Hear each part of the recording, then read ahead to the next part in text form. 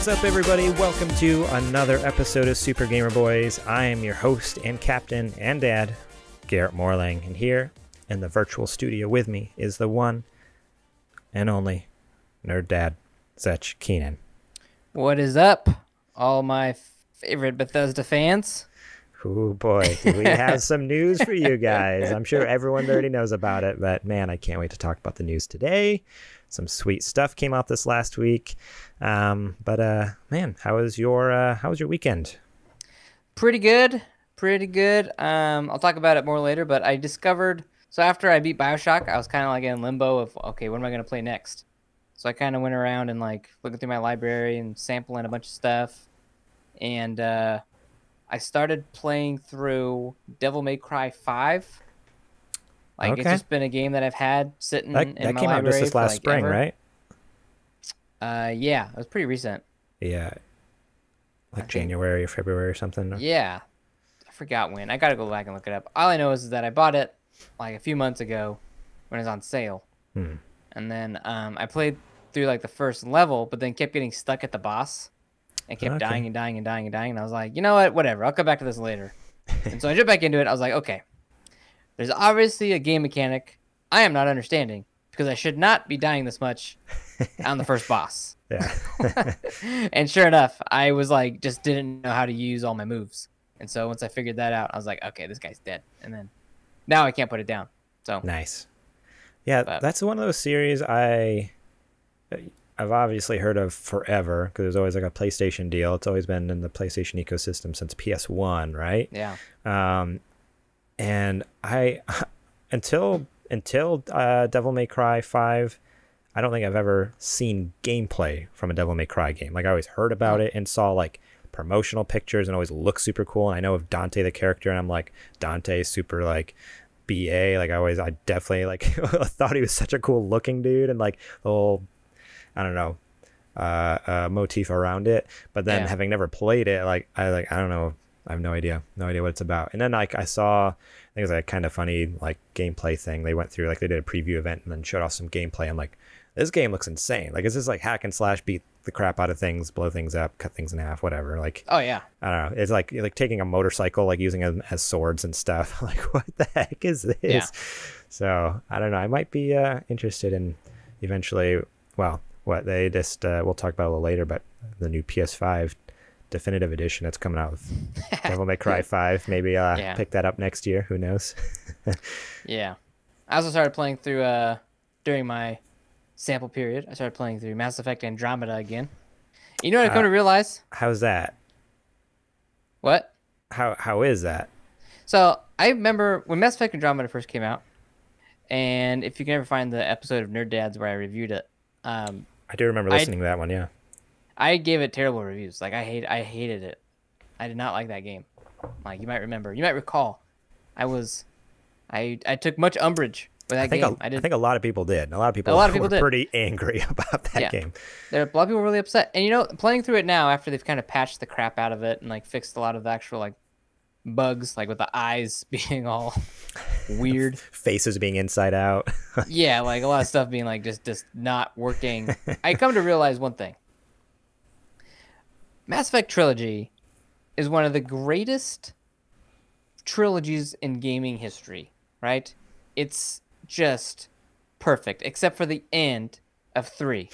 Up until the end of 3, you can debate me all you want. Anybody that's ever played it, you can hit me up on Discord. You can @ me on Twitter. We'll discuss it. I invite your tweets. You heard him. But the end of that game was so just atrociously bad. I feel like I heard a lot of people have said that though. Like that doesn't seem like a very hot, at least from my friend circles. Hang on, like, I feel like a lot of people. I'm not done with my thought. Okay, carry on. So, sorry. Apart from the end, Mass Effect 3 or Mass Effect Trilogy is one of the greatest pieces of video game history, right? Along comes Mass Effect Andromeda. Okay. Now it's like people are like, yes, another Mass Effect game. It's gonna blow me away. It's gonna be so good. And when it came out, it was super buggy, which already is off-putting. Right? Right. But it's just that, just in general, like the dialogue isn't that well written. And the concept doesn't have as much at stake as the original trilogy. So it was kind of it kind of was handicapped in a way because it was like trying to compete with this really big precedent it already set it for itself, and it just couldn't achieve that. So it's not a bad game. It's just not nearly It's just as not good good. as the original trilogy. So it's still fun. I'm still Yeah. down to. I'm enjoying it. And Okay. after I'm done with Devil May Cry, I might go back and actually finish it this time because I didn't finish it the first time through. I just was like, I'm done. I put in my 4 hours, 5 hours, whatever it was, and I'm like, I'm over it. I can't even. But now that I've simmered down, I've matured.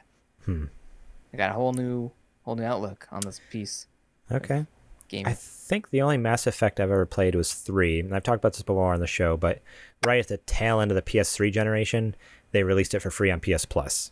And so I got it, and I'm like, I've never played the first two. I should probably play those first. And then I think at that point, the first one still wasn't available on PS3 or anything like that. And so I was like, well, I can't play that one. I guess I could play the second one. I don't want to spend money on it, though, because I was poor at that point. It wasn't buying any games. I just had, and so I was like, well, I'll just start into it and see what happens. And at the beginning, because I'd never played before, it's like, what were some of your decisions from previous games? Like it goes through like this quiz basically, and I'm like, I don't know who any of these people are, what any of this means. So I'm like picking random things, which determines what the rest of the story is going to be like. I think I only played, I don't know, maybe probably about 4 or 5 hours, kind of like what you normally give your games on a good review. And I'm like, yeah, not feeling it, mostly just because I didn't know the world. Like I have no idea what's going on. And then I did play a little bit of Mass Effect Andromeda because they did, when it came out and it got horrible reviews, they did the thing where like, oh, actually you can download the game for free, the full game, and you can play it for 20 hours, or maybe not 20 hours. It was like so many hours. You can play it for so many hours. And 20 hours, you can beat it. Maybe it wasn't 20. I feel like it was a substantial amount, but maybe not quite 20. It was like a good chunk of time, and like, okay, whatever you get done in that time, great, and it'll save your data, and then you have to buy it. Like you buy the rest of the game if you want to keep going. It was like a few hours, and I'm like, I played like 20 minutes. I'm like, yeah, still not really feeling it, just because I wasn't hooked by the Mass Effect world in general, and then obviously at that point it was still super buggy. So I'm like, this is hard to get into. But you really kind of got to start with one, just because I think one really kind of sets the tone of how grandiose everything is leading up to. Is one available on PC?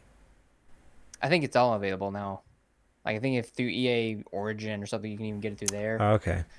2 is hands down the best in the series. Like it's one of the greatest games ever. That's a perfect 10. That game is so good, so good. Okay, interesting. But anyway, that's what I was doing this weekend. How about you? What do you got? Also, everybody might notice JJ is not with us today. JJ's not with us. He left. Ghosted. Skipped town. Yeah, hasn't returned any of our calls or text messages. Yeah, for all we know, he's halfway to Nebraska by now or something. He's always been saying he's want to go to Nebraska. That's like his favorite place. He loves corn.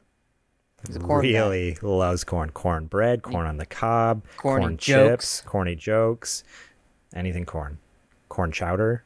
I like a good corn chowder. Corn on the cob. Corn on the cob. That is a good one. So my weekend was just really Friday night. I finished BioShock. Cut it close, but I got it done, ready for the Super Gamer Book Club that we'll be recording tomorrow as of this recording. So Tuesday night, we're going to record it, release it. I guess we haven't officially told people when we're going to release it. We're doing last Friday of every month, right? That's what we're last going Friday for. of every month. So on Friday, you will get, as long as you're a Patreon supporter at the $1 or above level, you will get our Super Gamer Book Club episode where we talk about in depth our thoughts and, experience with BioShock from 2008. So that'll be a fun one. Anyways, I finished it up on Friday. Still kind of dialing in my notes and kind of my thoughts on that. I'm not good at like putting my thoughts on paper. I never was. Like in growing up in school, like in English class, I was never great at like writing papers at all. I was like, I have a lot of ideas up here in my head. I'll talk to you about it. But So it's been more of just like pondering and like, okay, like what are going to be my retorts to, these certain points and stuff like that, which has been fun because it was a really fun game, but we'll talk more about that later. Yeah. Also, on ahead. that note, I want to put it out to everybody that if you guys have any questions or comments or anything that you guys want us to discuss about BioShock in particular, please Discord them to us or mention them to us on our Patreon. I guess this is more for our Patreon listeners who will get this episode tonight, because by Wednesday it'll already be recorded. But I'll put out a post on our Discord as well. Hey, if anyone has any BioShock stuff, and on Twitter, I'll do a Twitter post and Discord post to everyone. Yeah. So let everybody know, because that'd be great. The rest of you getting this on Wednesday, sorry, it's too late. Bum, bum, bum. Should have supported us on Patreon, exactly. So Saturday and Sunday, I don't know, just really busy getting ready. Like I said, actually, I don't remember if it was on air or off air. I think it was before we started recording. My in-laws are in town, which is awesome. I love having them here. But it was also like, oh, the house is a disaster. So like Saturday was all day cleaning inside the house, and then Sunday was all day doing yard work, mowing the lawn. We borrowed a kiddie pool from a friend. It was like disgusting. So what happened is we borrowed it right before all the fires came through. Mm-hmm. And then I forgot to like tear it down and let it dry out. Well, I didn't forget. There wasn't really time. Like one morning I woke up and there's ash falling from the sky. So basically it was just like a sludgy, ashy mess. That's disgusting. Yeah. So I'd like hose it really good and scrub it. And I felt super bad. I'm like, this is our friends, not even ours. Like I destroyed their little kiddie pool. Man. But I got it all spick and span, got it back in its bag, looking good, looking squeaky clean, brand new. Yeah, tell you what, our yard is looking fire right now. Looking so good. So yeah, it was just a lot of work. I was exhausted. I went into work this morning and my boss was like, hey, how's it going? I'm like, dude, I'm so tired. Like I'm ready for a nap. He's like, well, strap in for a day of work, full day of work. Like, thanks, John. Thanks for the encouragement there. Thank you, Dad-in-law. It's my house. Yeah. But yeah, so weekend was pretty much like that. I did get to play Super Mario Sunshine. We'll talk about that later.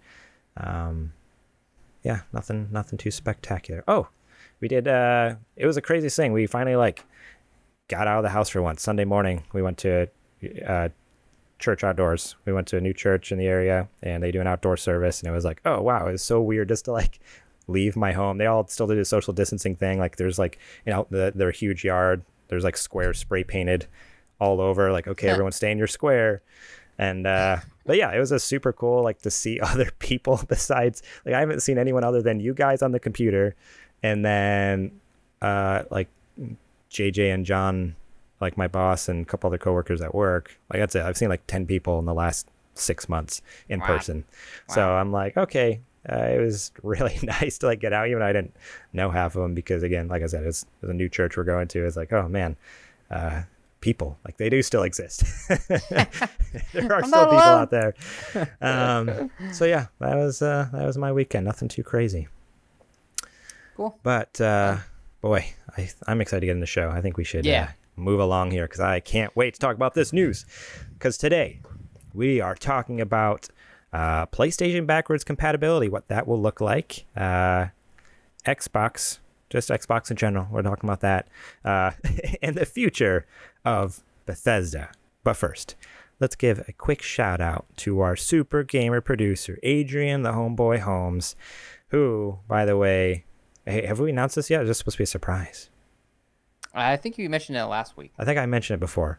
He's going to be the special guest on our BioShock episode. So if you want to see him in the video form, if you want to hear his dulcet tones over your headphones in the podcast audio form, come by and support us over at Patreon, so that way you can meet our Patreon producer and the cool BioShock episode we're doing here. Our Super Gamer sponsors as well. We have this week, or this month, I guess it's monthly for Patreon, huh? Bill Bird, Julie Bates, Dustin Long, Brent Fox, and Daniel James. Thank you guys so much for your support, as well as the rest of you. There's a bunch listed in our the podcast description. We put them in there each and every week. Those who support us at the $5 level. And then also all you $1 levels. You guys are awesome too. Really, you're all awesome and make all this possible. You're all awesome. Thank you so much. We're going to talk more about our Patreon later, though. Again, support us over there, though, if you want cool Bioshock content. But let's check out our mailbag and see what cool questions we got this week. Cool. Mailbag. I love how it's always like a little delayed. Like you're just like, cool, yeah, let's get into it. And then you remember, I'm supposed to do that's exactly what happens every time. Something here. Like, oh, yes, that's me. That's my cue. Don't worry, that's how JJ was the first like 30 episodes with if we just nerdy nudes thing. If we just had pre-recorded bumpers, this wouldn't be an issue. Okay, we need more Patreon support, so then we can buy a Stream Deck, and I can just have everything on a button. So as soon as it's time, I just click the button, boom, audio cue. So there. Until then, we're stuck with me. We're stuck with screwing it up every week. So if you want cool audio bumpers on each of the segments, support us over at Patreon so I can buy. If you want to pick the bumper, we'll even let you if you subscribe at our producer tier. Heck yes. Heck yes. Alrighty, so we have a few kind of fun questions this week. I was actually really excited by the questions. First one comes from our, you all know him as Sir Prince a lot. Sir Princey Babes. Sir Princey Babes over on Discord there. He writes, hypothetical, which I'm glad he prefaced it with that, because otherwise I would have had no idea it was hypothetical. I would have assumed it was real. Wizards of the Coast. I'm going to get a text from him on that. He's going to be like, dude, you're an idiot. I hate you. Wizards of the Coast is making a D&D game. Basically Skyrim. What race or class do you think each other would play as? Oh, man. So not Skyrim classes. This is D&D like races and classes, but a Skyrim type game. So, right. What would you play? And then what do you think? I mean, JJ's not here if you want to say JJ, or what do you think I would play? We have to guess what each other would play? You don't have to guess. What do you think they would play? Like, if you don't know, I'll go first. I already have some picked out. Yeah, you go first. I'm not familiar with D&D. So for JJ, I picked the obvious one. He'd be an orc barbarian because he's just like loud and obnoxious and bumping into things and all about just running in and causing chaos. He's a barbarian. He's orc, rambunctious, I could see you being... I could just go with like the easy joke and just say you're going to be a halfling. But honestly, I actually, in the notes I've written elf. I think you'd actually be an elf rogue. I could see you being a little more on the sneaky side, sneaking in and out of places, just being real nimble on your feet, quick with the hands, pickpocketing, stuff like that. Okay. So an elf rogue. And I won't say what I want to play as because then I'll, I don't know. Might taint your answers. Okay. I don't know D&D. That's the one I know Magic the Gathering. So there's like human, there's elf, there's half elf, there's orc, half orc, there's dwarf, there's halfling, there's tiefling, which is kind of like a demon sort of creature. Cool. There is, I feel like I'm missing a lot. I know there's a lot more than that, but those are kind of the main ones, I guess. As far as classes, there's like warlock, I see you being barbarian, like a mage. Okay. Some sort of mage. Maybe like a... Casting some spells. Yeah, like a elven mage. You look like an elven mage, like in real life. Oh. So, thanks. You're welcome. Thanks, I guess. Yep. Honestly, I do like a good spellcaster. I always like... In general, I like ranged classes anyways, like whether it's a video game or in D&D. So like a ranger or a mage or war, something where I'm like casting a spell at people.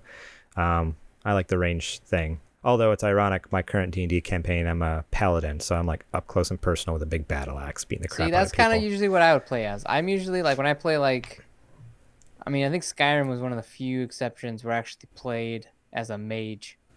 But normally, like in Dragon Age or in Mass Effect, I'm usually just going in as a soldier, and I just want to beat the crap out of things. Yeah. I just unabashedly have like all the health. I'm like a tank. Yeah. Because in real life, I can't do any of those sort of things. I used to play flag football, and physical flag football, and I was a rusher. I wasn't good enough to catch any balls or run, but I was good enough to run at the quarterback, and that was about it. And if they had a blocker, I usually getting thrown around like all the time. I'd come home with like bruises. Tossing. I got a fair number of sacks. Okay, I wasn't like bad, but I was definitely not like your pick. Like, oh no, oh boy. Like, oh yes, I got Zetch on my team. I mean, I could see you being good. Like you said, like a rusher, either rushing the QB, or if you're on offense, you'd be the one they'd want to slide to real quick, and you'd like run under the radar, like and get to the end zone before anyone. Not even that good enough. I'm just good enough to run out the quarterback. And we play defense. Like Spider Monkey, just like waving your arms all over. Like that. That was my battle cry. Catch them off guard, or make them laugh. So good. Before they threw me. They just tossed you. Oh no. Yeah. Cool. That was a fun one. Thanks, Sir Prince a lot over there. Sir Princey Babes. Sir Princey Babes. That's gonna be your new name. New name. Change it on Discord immediately. Yep. Next question comes from It's Deluxo on Discord. If you had to choose one video game world to live in, what would it be? Oh man. I have so many. I have so many. Don't you dare steal mine. Don't you dare steal mine. I wouldn't mind living in. I wouldn't mind being like a bounty hunter in like the Samus in like the Metroid universe. Oh shoot! Okay, you're your own like hardcore. That'd be dope. I wouldn't mind living in. I would never want to live in the Witcher universe. That world tries to freaking eat you. No. That's like living in Australia. Like, oh man, so true. But with like real life monsters. Everything there literally wants to eat you. Yeah, like everything. And everything's like, I lost. Go ahead. Everything's like 15 foot tall, like all the big monsters. Everything's coming after you, burning down your city. Yep. Well, we had to move again. You know, werewolves ate everybody in my town, so had to leave. Oh no. I would like to live in. I really like that. I'm sorry. That made me laugh. The comparison with Australia, it's too true. I'm sorry if we have any Australian. I love Australia. I've been there a few times. It's great country you got there. But you know it's true. Like it's true. It's the perfect comparison. When you got ants that can eat babies, no, the planet is just out to get you. That continent is cursed. Every year around the same time, you see those pictures like, well, it's that season in Australia, and it's like hundreds of acres just covered in spider webs. Like the spiders migrate, and just like, okay, so there's like billions of spiders, and they're massive and trying to kill you. Like, what the heck? Why would you want to live here? You build a wall around your town, make sure nothing can get in. I don't know if any of those. I don't know if those photos might be Photoshopped for all I know. You know, I see them on social media, but even still, National Geographic. I've seen enough on National Geographic to know I don't want to live in Australia. I've watched enough Crocodile Hunter. I know. Think of another world would probably be. Wouldn't mind living on like the Citadel in Mass Effect 1. Okay. That'd be pretty cool. That's a cool place to live. Even though if you know the lore of Mass Effect, you know what happens. But still, cool place to live. Nice. So if I had to pick a world, I took it as a totally different direction. You took it like the cool, or like, oh, this would be so cool to be a bounty hunter in this world. I was just like, man, it'd be so cool to live in a world with Pokemon. Like, I'd love just super chill and happy. Like, I just want to play with all the Pokemon. I want to have a Pikachu. Like, I don't know. That would be so cool. Like, it just sounds so just relaxing. I just want to go out, like, for that to be my job. Imagine that being your job, just being a Pokemon trainer. Dude. That sounds like a blast. Like, you're just chilling, adventuring through years, camping, going on hikes, catching cool Pokemon, going to a gym, battling some Pokemon. We need to start a personal training program called Poke Trainer, where we actually train humans like a Pokemon trainer would train a Pokemon. Yes, take like copious amounts of notes, watch through the anime, and like, okay, like in this episode they probably travel about this many kilometers, blah blah blah, and do like whole like workout hiking routine and like, you know, adventure, survival, fighting. You gotta fight. You have to so you have like my human versus human in like a cage match. Man. Like, okay, left hook. Okay, I call JJ. Block, I call block. JJ. Man. All right. JG, come back. I summon Garrett. Oh Garrett, no. get in there. Like tag team. So good. I like these ideas. I need to keep these coming. Really TM TM TM. It's trademarked by Super Gamer Boys. Yep. Yes. Cool. Yeah, no, I definitely would rather be in like a more relaxed, chill world. Throw me in the Mushroom Kingdom. Like, give me a bunch of toads to chill with. I don't know what they do all day, but whatever they're doing, they seem pretty chill and happy. I'm in. Let me go on some adventures with Mario. At first, I was like, oh, Kirby's world would be cool because there's just like a lot of food. There's always like a lot of food themes in his games. I was like, food sounds good. Like all the food always looked really good in the games. Yeah. So like in the cartoon as well. Like growing up watching the cartoon. I don't know. I just no. I'm just getting old. I just want to settle down, relax, do nothing, just hang out with my Pokemon, I guess. Let's do the last question here. This one was pretty cool too.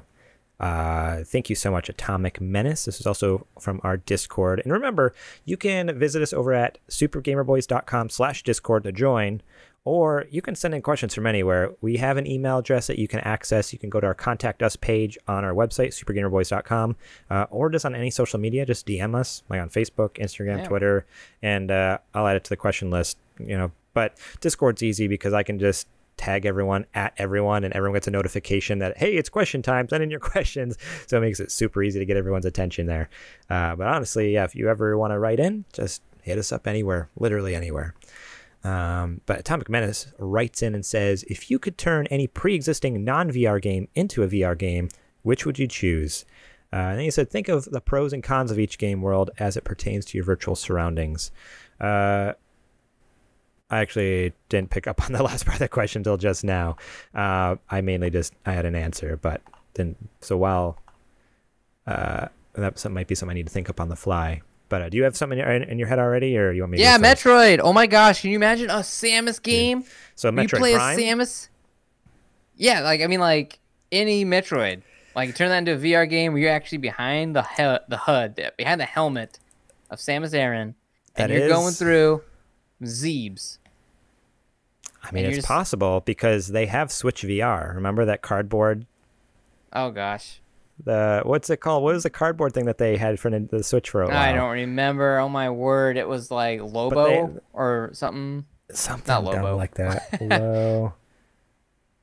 Labo, Nintendo Labo. Labo, yeah, yes. That was close. So they actually had a VR. For those of you who didn't know, they actually had a quote unquote VR kit where basically you'd fold up this cardboard into this goggle shape, and you'd slide your Switch into this piece of cardboard. There's no strap, so you had to hold it. Well, you'd actually hold it like with your hands on either side of your head because you still had to use the controls. Wow, that's lame. Yeah, like they had because remember they had the Legend of Zelda VR version, like Breath of the Wild in VR. Yeah, Breath of the Wild in VR, and like there's pictures of people playing it with their basically hands up against their head because they're trying to use the Joy-Cons while this thing is up against their face. I don't know why they would just make like a helmet for it, and then you can have like this controllers by your hands. Right. That seems like pretty easy to mod anyway. Just take like some strap. Just duct tape it to your head. Just yeah. No, bungee straps. I don't know, but yeah. So imagine if they did like the Metroid VR, but it was Labo. That'd be so sad. That'd be lame. But it was like it was done right, like an Oculus. Oh my word, that would keep me in VR for hours. And I know our listeners are probably tired of hearing me talk about Metroid, but Metroid is one of the best Nintendo franchises ever made. It's great. I love it. It's awesome. Witcher in VR would be pretty cool.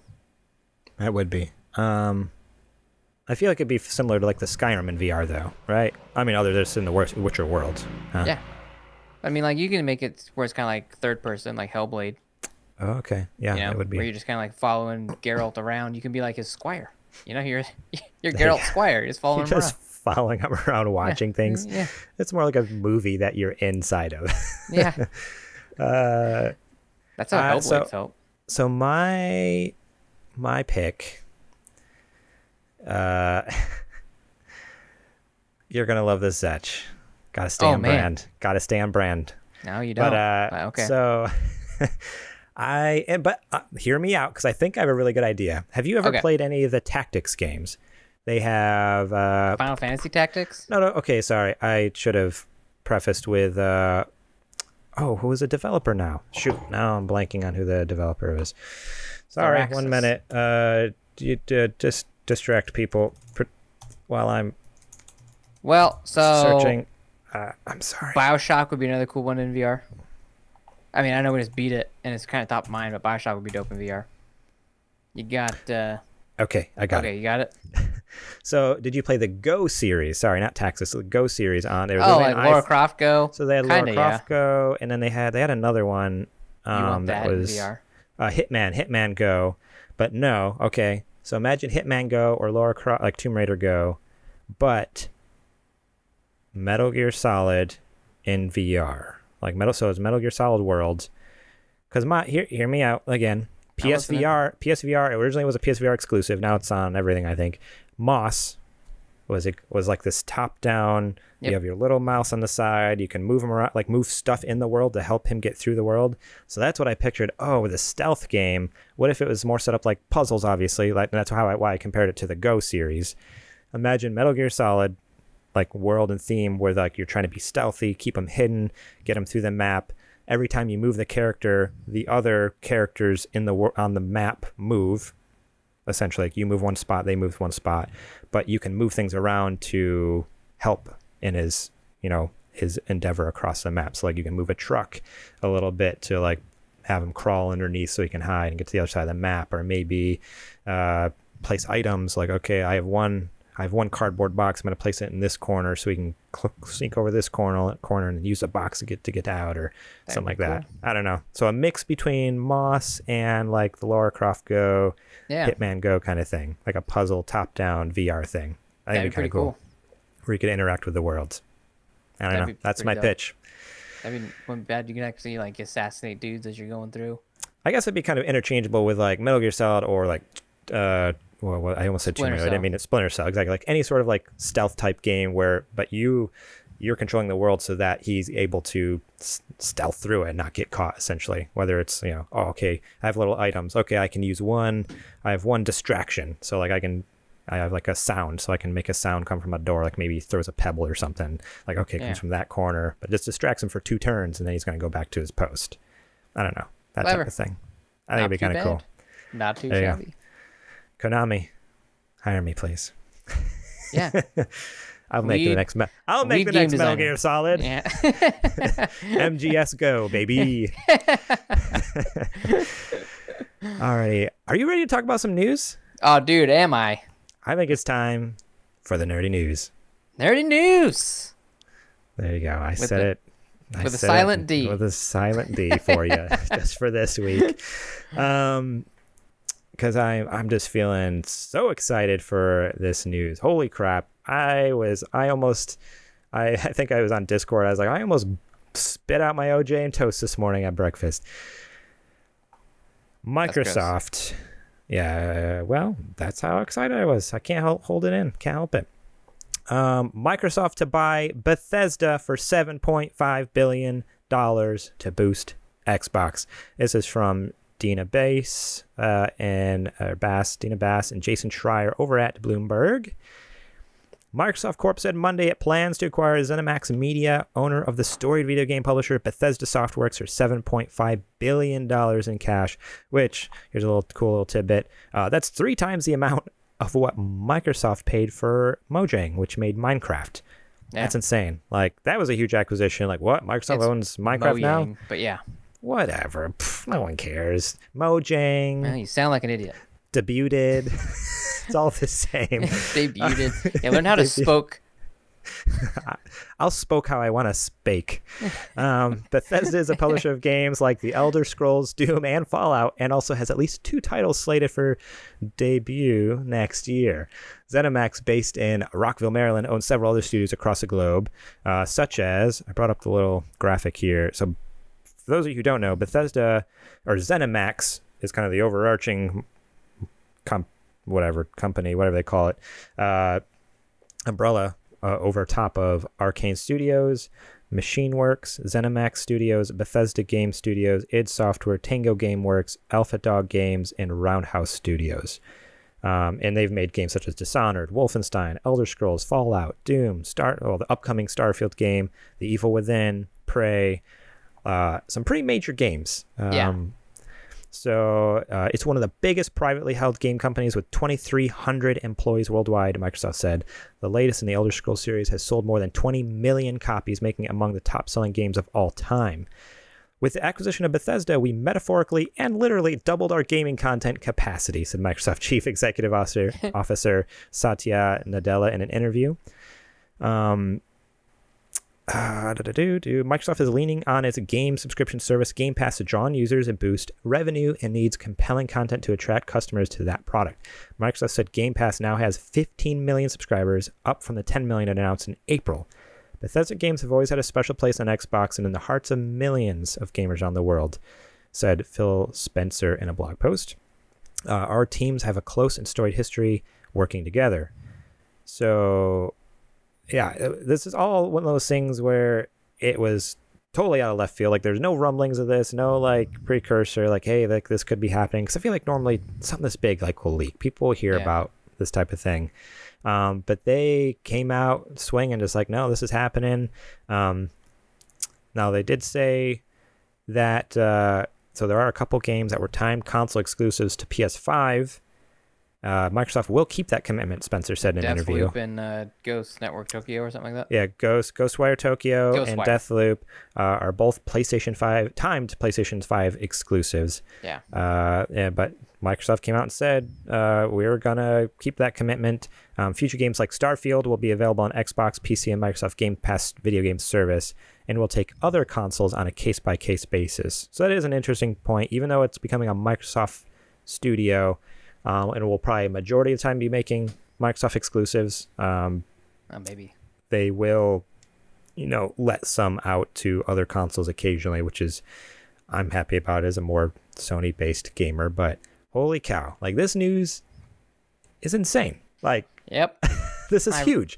This is massive. I woke up this morning and drank my coffee, checked my Twitter feed, and I saw that. I was like, nah.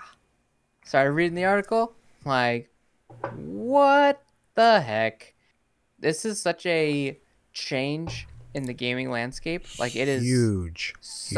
A pivot, especially for Xbox, for them to acquire one of the biggest and most well-known, frankly, gaming studios out there. Like, I can totally. This is like Bethesda is one of the biggest. I would say they're probably one of the biggest third-party studios out there. Yeah, compared to EA and some of those other ones. They're like an Ubisoft. It'd be like them acquiring like Ubisoft. Right, exactly. Like, it's hard to even put words to it. It's exciting, honestly. Like even like, a line like my preferences aside of liking Sony stuff. This is amazing. This is awesome, and this is such a prime time because they've already had to delay their big system launch exclusive game Halo to next year. And everyone's already making all the comments and jokes like, well, what are we going to play at launch? Like, there's nothing. What, we get Game Pass? We already have Game Pass. Cyberpunk. Right. There will be, but there won't be. There's a lot of good games you can play on Xbox Series X. They're just going to look a lot better. There won't be a Series X official version of Cyberpunk at launch, though. There'll be like the optimized version, but there won't be like the official one. But anyway, yeah, no, totally. So it was one of those things where it's like, okay, like there's a lot of third party stuff, is what I mean to say. A lot of third party stuff, but not like the big first party swingers out there like people expected. And so now, okay, well, we're just gonna bring all this originally third party studio in under our wing, and now all these awesome games are first party games, and they're all on Game Pass. On both Xbox and PC Game Pass. In freaking insane. Huge news, huge acquisition, huge amount of money. Yeah, $7.5 billion is so much cash. The thing that what's going to be interesting to me is the way they're going to approach exclusivity. Like, and I know everybody's thinking the same thing. Like, what is exclusivity going to actually look like? Because in my head, I see it going two different ways. I see it going either A, all of their major sequel titles go exclusive to Xbox in the future, which would make a lot of Sony people upset. And it feels, I don't want to use the word greedy because I don't think corporations are technically greedy. I would maybe use the word upsetting, daring, like bold. Interesting move, but they could technically lock all those major, your Fallouts, your Evil Withins, your Dishonored's, your Doom, all behind the Xbox console and 100%. PC. Or option B, they take all those major titles, they make them available for everything else, but then it's like, hey, available day one on Game Pass right here, boom. If you're already paying for Game Pass, guess what? Boom. So that means what they've already said they're going to do. All the games are going to Game Pass. I'm talking about the sequels. Like, I know all the games. Like, I'm talking about like Fallout 5. Well, but if they're a first-party studio, Xbox has already said any first-party game is going to Game Pass automatically on launch day. I know. So I feel like that's a given for. That's a given. That's a given regardless. But I'm saying that just having that as a marketing tool to say that yes, you can play this game on either PlayStation or Xbox. Right. But if you're playing on Xbox, you already have it. Yeah. That just plays more into their strategy of, getting more subscribers to Game Pass. Heck yeah. And on top of that, like, okay, this last week or 2 weeks ago, announcing the prices for the new console. So you're paying $35 a month, and not only are you getting the Series X console, you're getting 2 years of Xbox Game Pass and Game Pass already, and EA Access. Game Pass and EA Access already had a vast library of great titles, incredible titles. And now they're like, oh, and by the way, you're getting another huge bump in that library with some, like, not just big title, but like epic titles, like Skyrim. They just said, like, it was one of the it's up there with one of the best-selling games of, like, all time kind of thing. Like, not, it's over 20 million copies. It doesn't touch Grand Theft Auto 5, but, like, it's still up there for killing it for game sales. Yeah. And to have, like, some of these top-selling, top-rated games just boom on your service and all under the Microsoft umbrella, like, that's awesome. That's so awesome. It's insane. And honestly, even more so has me like, okay, well, I wasn't able to get in on the whole PS5 pre-order thing, mostly because, like, I've talked about previously on the show, it's like, yeah, budget-wise, just not there right now. But in Xbox, Xbox is getting all the Bethesda games, and there's already a lot of games on there that I've never played before because I haven't owned an Xbox, all this last generation. Man, it's looking more and more tempting every day, that's for sure. Yeah, I did the math today just because I'm a glutton for punishment. And you'd end up saving like $125 if you went with the early access. The all-access thing? Yeah. You mean? Yeah. The all-access. Yeah, you basically get like a bunch of free months of Game Pass, essentially. Yeah, pretty much. However you look at it, either you get free months of Game Pass or you're getting a massive discount on the console. Either way, it's a good deal. It's going to cost you $800 some odd dollars by the time you're done paying off the Xbox. But it's still cheaper than if you paid for it outright and then paid for all those months of Game Pass. Exactly, because it's like if you add up the total for 2 years of Game Pass, add up the total for 2 years of EA Access, and then added the $500 of the actual Xbox Series X console, then you are saving quite a chunk of change. But you are also spending $800 something. Like, I think it's like $875. That, I mean, again, like 99% of people are gonna have, if they bought the console, they're getting Game Pass. So it's like I would have Game Pass Ultimate. Ultimate, Game Pass or Ultimate? Because that's quite the distinction. It's Ultimate. It's Ultimate. You get Ultimate. Yeah, it's a $15 a month one. Okay. So it's one of those things where, like, it's the way Xbox is going, everyone is going to have those two things anyways. So it ends up being $800 some over the 2 years. But if I was going to have them anyways, why not save the $100 and whatever dollars there? That's worth it. So Xbox is killing it. They are on fire right now. And as far as like them, so there's a 2 timed exclusive right now for PS5. Not Ghostwire. I mean, that is one of them, but Deathloop is due to come out just this next spring. It was supposed to come out this fall. It was supposed to be like a launch window-ish game. I think it was like holiday season. Got pushed to Q2 of next year now. That'll be interesting, firing up the PS5, and at the title screen it says Microsoft Studios. Like, that's going to confuse some people who like aren't in the know. Like, I know not everyone's in the super like nerdy gaming news like us. So the first time they fire up a PlayStation, quote unquote PlayStation exclusive, timed exclusive, and it says Microsoft Studios, and then it says, whatever the studios that work, Arcane, they're going to be like, what the heck is going on here? Like, that's going to be a bizarre sight, honestly. So cool. It's going to be really funny. I can't wait to hear like some of my buddies who, don't read up on the news, like, have you seen this? Like, what's going on here? Well, I can't wait. And then same thing with Ghostwire. Like, we don't have a date on that yet, but yeah, it'll be interesting. Yeah, I'm excited, man. It's quite the turn of events for Xbox this year. Like, it's been, I gotta say, this has been this has been like the Cold War of the console wars, right? It's been super quiet. Nothing's really happened, but then just a few big things just drop, like the pricing for all access, like games coming to PlayStation, the different PlayStation systems, and then Xbox responds back with like, hey, we got we bought Bethesda.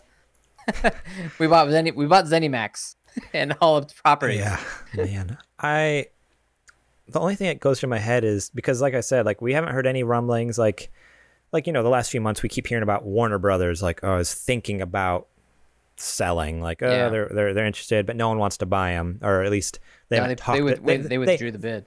They were like, never mind. Okay. Yeah, they were like, never mind.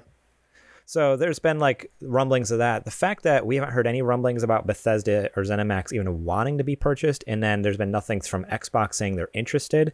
I wonder if it was one of those things where after Halo got delayed, and even after PlayStation, like, I wonder if it's like kind of like this chain of events over the last month or so where it's like they just gave them, like, kind of slid an envelope across the table, or like a napkin across the table with a number on it, and like Mr. Bethesda picked up the paper, just like swears quietly to himself, and just like nods his head, and just like that was it, because like they were just like out for like their monthly chat, maybe like every like Mr. Xbox and Mr. Bethesda get together and just like have a cup of coffee.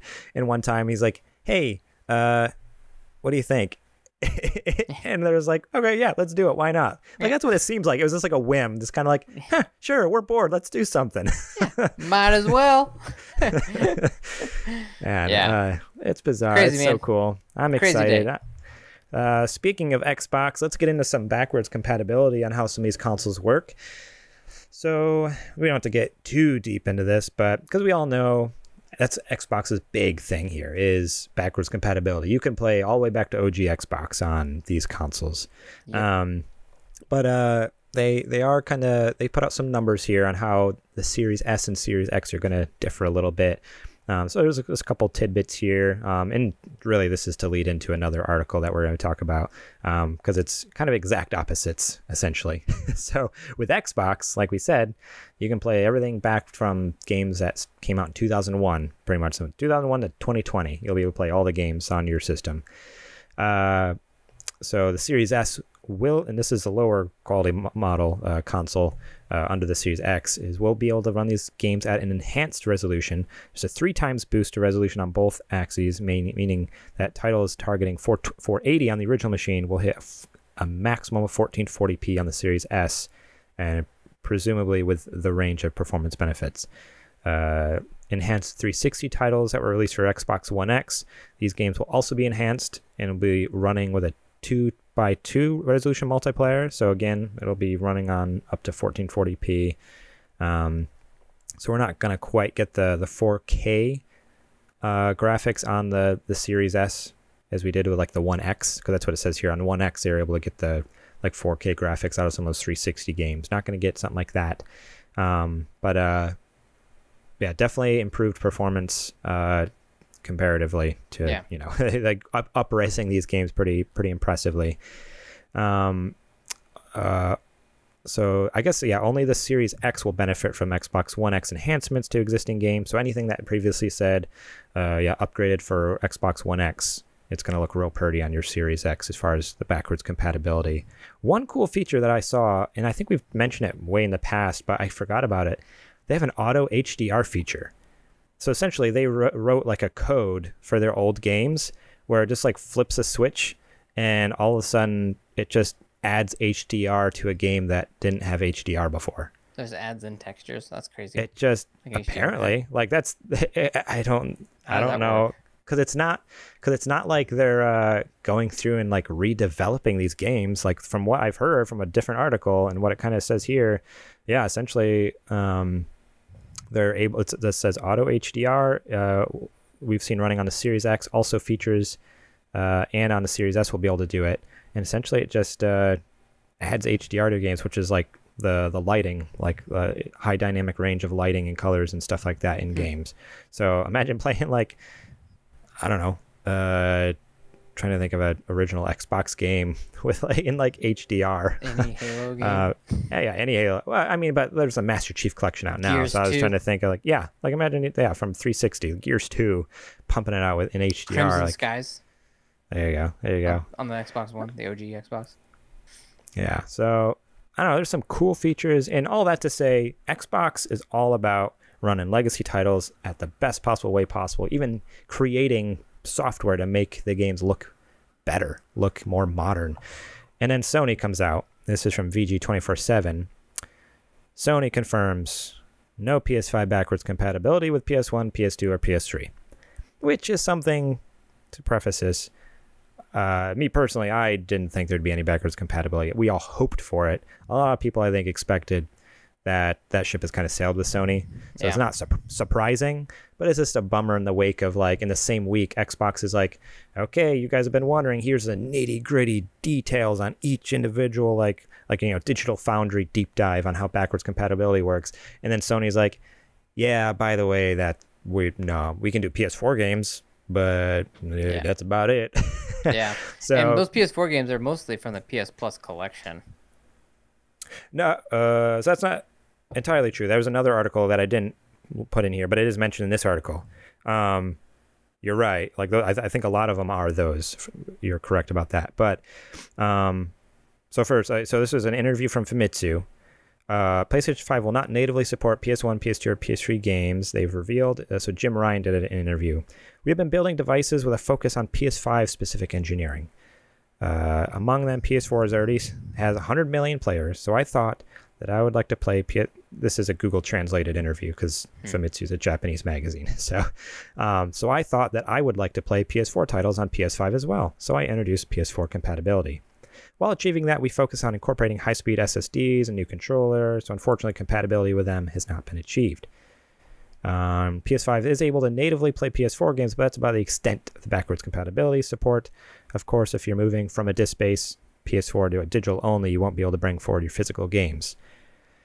So Sony initially, of course, said that it had tested the top 100 PS4 games on PS5, which led many to believe it won't offer native support as Xbox Series X does with the Xbox One. But the platform holder later clarified that the majority of PS4 games will work just fine on PS5. In a separate interview with the Washington Post, which just came out this like last week, I think, following the PS5 showcase event, Jim Ryan further reiterated that 99% of PS4 games can be played on the PS5. So originally they put out that statement that was like, oh, this is the top 100 games are going to work on your PS5, and people were like, what? Like, what the heck? Like, you can't even play last gen's game on the PS5. But they have recently kind of taken that like, oh no, okay, 99% of the games we've tested them and they all work on the PS5. There's just a small percentage that don't. So the article goes on to say, even though the comments are disappointing, they're not surprising. Sony never alluded to having backwards compatibility, but again, this is my editorializing, it's definitely something we all had hoped for.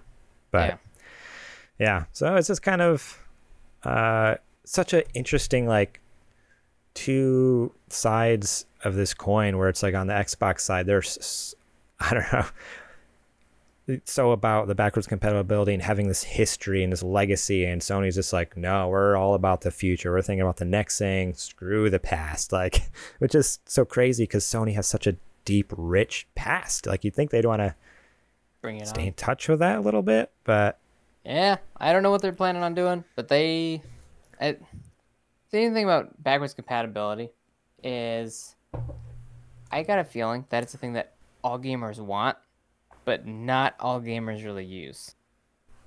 You know what I mean? So it's like, I Yeah. mean, if you really stop and think about, ooh, man, I really want to go back and play that game I beat years ago, and I want to play it all the way through again. Like that doesn't happen very often. You know? I think I am like me personally. I am that very specific use case where if I had it, like I would use it all the time because I am super nostalgic for all the weird, stupid games I played when I was a kid, or like the Pizza Hut demo disc and stuff like that. Like that's the weird stuff that goes through my brain at like 2 a.m. when I wake up. Like, oh man, I wish I could play like the demo of like Wave Rider or whatever from or Jetpack Moto or whatever it was. So yeah, you're right. I think it's a thing where most people don't use it, but Yeah. man, I mean, just I'll like jump in like an old game once and I'm like, oh yeah, I remember that game. I want to play that. I'll play through it maybe like an hour or whatever, 30 minutes, and then that's it. I go back to playing whatever new game I was actually playing that I actually really want to actually play. Like so sometimes I'll just whip out my N64, play an old game on there, and then wow, that was great, and then put it away. Like I don't really. In terms of backwards compatibility, I'm not like, oh man, I can't wait to go back through. Like I have Banjo because I have like Rare Replay.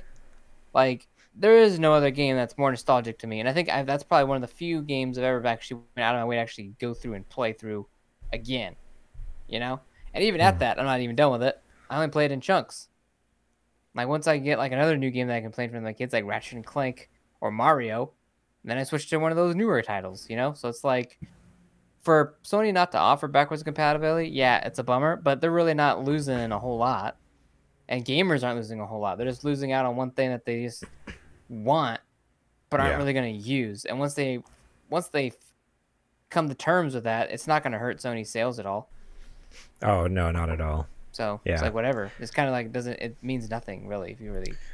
Yeah, it only means something right now. Only because everyone is looking at the next generation of consoles, even though everyone knows they're not going to use it. Like you said, everyone knows they're not actually going to use it. But right now, in this very specific time, when everyone's trying to decide, okay, do I go PS5 or Xbox Series? They're looking at that as like an indicator of which one they're going to go with, which I know you're right. It is interesting that's like people make such a big deal about it because very rarely does anyone actually use it that much. Or if they do, it's very seldom, just for like an hour or two, just to kind of play some dirt rally real quick or something like that, or whatever they're feeling. So and Sony knows this. They've said it. Yeah. That's like their biggest thing. They're like, we have the numbers. Like people don't use backwards compatibility. We can see what people do with our consoles, and they're not using it for that. So that's why we stopped putting it in there. Like after like the launch PS3 had it. And then like a year later, when they kind of reiterated on the console, they stopped offering it. Gone. Done deal. Like no more backwards compatibility. Yeah. It brought the cost down dramatically from, the $600 or whatever it was to, I don't know. I forget what it was when they, a year later, but more reasonable. So yeah, not surprising, but definitely, I don't know. For me, again, I am the very, very tiny minority, like specific use case where I would love to be able to just pop in my disc of Metal Gear Solid and fire it up on my PS5, and not have to like drag out a PS1. But that's because I'm a weirdo and I like my old games that I played back when I was like 6. Yeah. But whatever. Because all I know there's going to be 100 other awesome games to play on PS5, like freaking God of War 2. That's right. Yeah. Our next news story here, the biggest PS5 announcements from the PlayStation 5 Showcase event. So the PlayStation 5 event happened last Wednesday, the day of our podcast release. I forgot. I thought we already covered all this. Oh my gosh, yeah. We did our predictions, but it happened the day our episode released. So it was one of those things that I was like, everyone needs to listen to this episode before they watch the event, so then they can see how right or wrong we were. All right. So here we go. I usually am. Here is some release or some announcements that we got here. Well, right off the bat, actually, I don't even think it's anywhere in the article here, which is interesting, but they released the pricing. Oh yeah, it is in here. It's later on. So let's do it in order. Here's how the event went. Starts off, Final Fantasy 16. they showed off a trailer, and boy, oh boy, did it look crazy. And once again, a PlayStation exclusive. Final Fantasy is coming back home, boys. Well, Maybe technically, back home. I guess Back it's home, technically you a could bring it to Nintendo. Nintendo. Nintendo. I guess it's Nintendo on is Nintendo back originally, home. yeah. But, you know, for the longest time, it was a PlayStation exclusive after Nintendo. It was Nintendo and PlayStation for a long time. And then only recently went to everything. So It's going to be a timed exclusive. Just think like so? Final Fantasy 7R. Yeah. I mean, it didn't say that. It'll be a timed exclusive. I don't know. We'll see. I think we need to make a bet on it. I don't know if we have any record keepers out there in the audience, but Put it on the board. Put it on the board if we. Too bad we don't have an actual board, because I think it'll stay PlayStation exclusive. I think Sony. This might be something where Sony knew something about the Bethesda deal. You think Sony knew something about the Bethesda deal, and they're gonna start locking down, getting exclusives? Maybe no. It doesn't matter. Yeah, I don't know. The point is that like even if they did have 5 and 16, it doesn't compare to. Oh, it doesn't compare to the huge. Yeah. Yeah, Microsoft locking down, and the thing is Square Enix is a third-party developer, right? It's got to be a time exclusive because they're gonna tick off a lot. I mean, like they were in bed with Microsoft for Final Fantasy 15. I mean, yeah, they were. You know what I mean? Like a lot of that exclusive content and stuff came out for Microsoft. They're just flipping sides, so it's like they can't just be like, oh, well, this one's only they're kind of painting themselves into a corner if they think that Microsoft gamers aren't going to play Final Fantasy 16. But Final Fantasy 7R is also a time exclusive. Yes. For Sony. Yeah. So I'm just using that as an example. And if there is any game that more warrants a exclusivity with Sony, it would be Final Fantasy 7R. Oh, 100%. Yeah. No, it'll be it'll be interesting to see how that plays out. Because I just assumed like, oh no, it's locked in, it'll be PlayStation exclusive. But I mean, you make good points. Like they have previously had pretty tight relationships with Xbox. Like with 15, like they had huge Final Fantasy 15 events. Like it's one of those things where all the trailers had like Xbox in it, kind of like how all the Call of Duty stuff has PlayStation in it, like that type of deal. So Kojima will have to make a clip of our bet. That's how we'll keep track of it. There we go. Put it on the board. Kojima is the board. Kojima is our board. Thank you so much, Kojima, for being our board. What did you think of the trailer? Did you have a chance to watch it? I did. It's it's definitely a lot darker than other Final Fantasy 7 or Final Fantasy games. I know it's got a new director. I think it's got the director of Tetsuya Nomura is not a part of it, and another guy, I forgot his name, is not a part of it. It's forgot the guy's name. This is terrible. I forgot the guy's name. But it's definitely got a different vibe. It feels more like they're also kind of going back to more Final Fantasy, more classic Final Fantasy, more fantastic, like your Final Fantasy 12, your Final Fantasy 6. As far as like the environment and world and kind of stuff like that. Yeah, it's more like medieval vibe, Yeah. We still have airships and still kind of more like steampunk-ish, I guess. Right. But in like a Final Fantasy where steampunk, it would look like freaking chocobos steampunk. And Right. So, it looks good. I mean, it looks good. I thought it was a Final Fantasy 14 expansion when I first saw it, honestly. And I was like, oh, that's the director. The director of Final Fantasy 14 is the director of this one. Oh, okay, interesting. If I recall that correctly, but yeah, so we'll see. Yeah, I'm not super pumped. I mean, Final Fantasy always makes dope trailers. You can go back and look up any Final Fantasy trailer, and you'll walk away going, "Whoa, that looks dope." Yeah. Yeah, I thought it looked great, looked cool. But I'm not necessarily a Final Fantasy guy, like you guys all know. The first Final Fantasy game I've ever finished was Remake, just a few months ago. And I've only dabbled in some of the older ones. So this is definitely a huge blind spot in my gaming, kind of history as far as Final Fantasy as a whole. But yeah, and now that I've played Final Fantasy VII Remake and fell in love with it, I really want to get into 15. And then watching this trailer, I'm like, okay, like cool, like I'm in. Like it just, I'm kind of hooked on this world now, even though like every game is different in a different world. It still just gets me excited for like, okay, like I really enjoyed 7 Remake. What I played of 15 was fun. Like I want to get back into that and get going. And yeah, 16, I'm like, okay, this looks dope. Like it looks really intense, looks real dark, looks like it could be a cool one. They also showed off quite a good little chunk of Spider-Man Miles Morales. As to be expected, we got another glimpse of the game, which had a more in-depth glimpse at gameplay.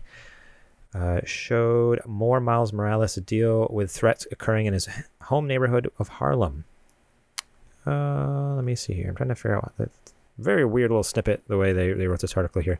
Okay, so it will cost $50 for just Spider-Man Miles Morales on PS5, but you can get the deluxe edition that includes a remastered version of the original one for $70. It's confirmed to be a PS5 launch game set to release alongside the console on November 12th.